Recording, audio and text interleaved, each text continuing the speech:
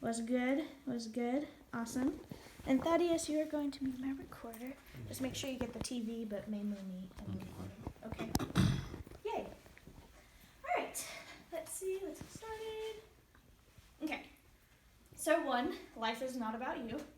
And I know it's kind of crazy to think in this world like, wow, life isn't about me? Why should it be like that, you know? Like everyone goes walking and acting like life is about them. But really, it's not. It's about other people. It's about doing other things for other people.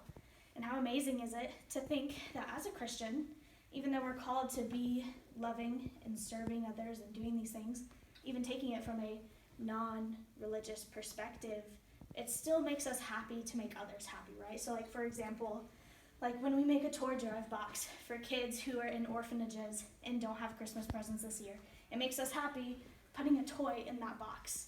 When we go to visit a St. Jude Children's Research Hospital, we're able to feel like we've done something good. And then when we are actually able to see souls that are like completely changed because we had a part in doing that, doesn't that make you feel good? And if you kind of put all these things together and you imagine a world where everyone did that, and you actually imagine a world where people decided to make life about someone else and not about them, this would be an extremely beautiful world. Like everything would be bliss and the mutual benefit would be amazing. But sadly, it kind of takes more than that for people to finally realize like life isn't about me. And like it took me like maybe a week ago to figure it out that life isn't about me. Or more so, maybe like a year ago, that life isn't about me. But it took a complete epiphany for me to realize that it's not about me. And it took a sad situation for me to actually realize that. And so this was a year ago in July of 2017, where my boyfriend Cameron got into an ATV car accident, and the ATV completely fell on his abdomen, crushed his ribs, crushed his vertebrae, and multiple organs. And he was in the hospital for 3 weeks, sedated for 2 days, and couldn't eat or drink any food for 3 weeks. And these were just really hard times. And I know for me, if I didn't eat for 1 day, I'd be a pretty depressed person. So imagine not eating or drinking food for 3 weeks. And it's really crazy to think that he survived that, right? But in this, I learned actually so much in those 3 weeks. But there's this one exact moment that was just breathtaking, right? So this was the first time he actually sat in a chair. And this was his nurse Mary. And Nurse Mary gave him a breathing machine. When he used this breathing machine, when you breathe in, the higher the level goes. When you don't breathe in a lot, it goes like to here. And the point of it is so that you don't get pneumonia. So it was really important for him to get to the highest point. But he was just so depressed and so mentally out of it that he didn't want to do well. So he would get to like right here. And that's just not healthy for him, and it's very much not like him because he's so competitive. But it's like, gosh, dude, like you gotta do this. But it's not because he physically couldn't, he just didn't want to. And Nurse Mary, I kid you not, I was standing like right next here to him on the side, and I was holding his hand, and Nurse Mary came up to him when he was trying to do his best, and she took the machine from him. She looked him dead in his face, and she said, son, if you did not need to be here on this earth, God would have taken you back home. So you need to fight, you need to do something, because he needs you to do his work somewhere here on this earth, because if he didn't need you, you'd be gone. And it's crazy, because after that he shot right up, and it was good, but that's not really, it wasn't really for him, it was honestly for me, because in that moment I decided to hear that and say, my gosh, I'm never going to spend another day wasting my time, like not making life about God's plan and making my life about someone else.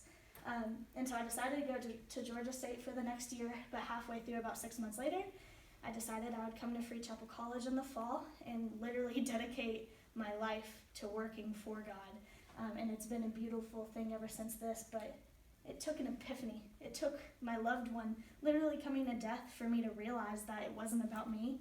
And I honestly think that's so tragic, because if you're able to like get it now without having someone almost dying, that's so much better than having someone almost dying and actually having to figure it out.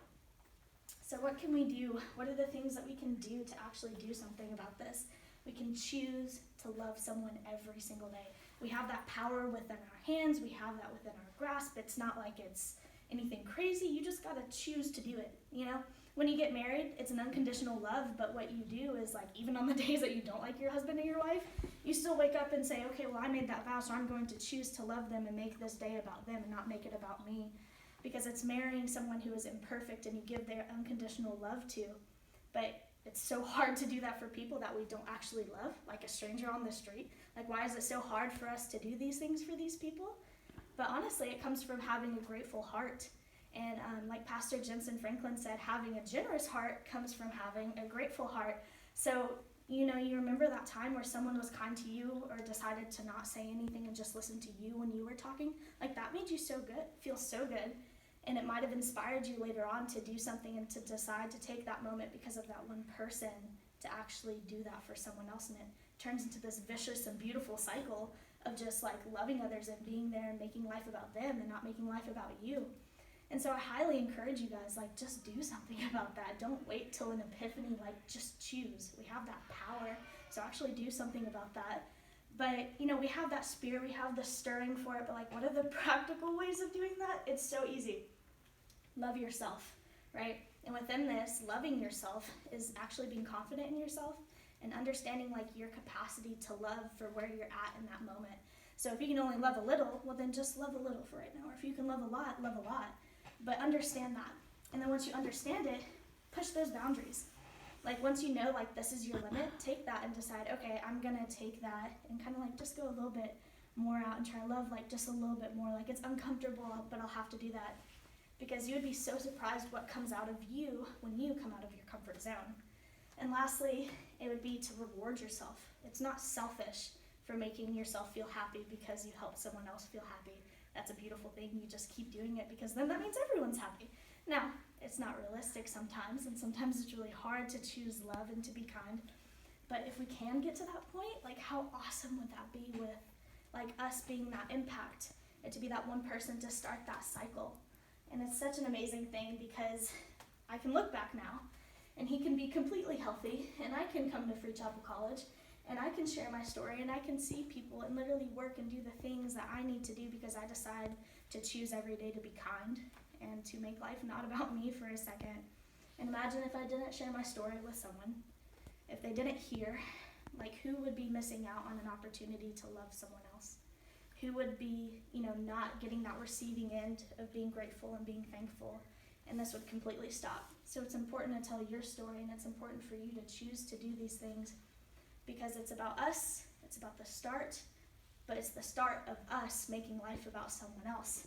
And truly, life isn't about you, and that's a beautiful thing because it's about everyone else around you, and it starts with loving the person who is sitting right next to you.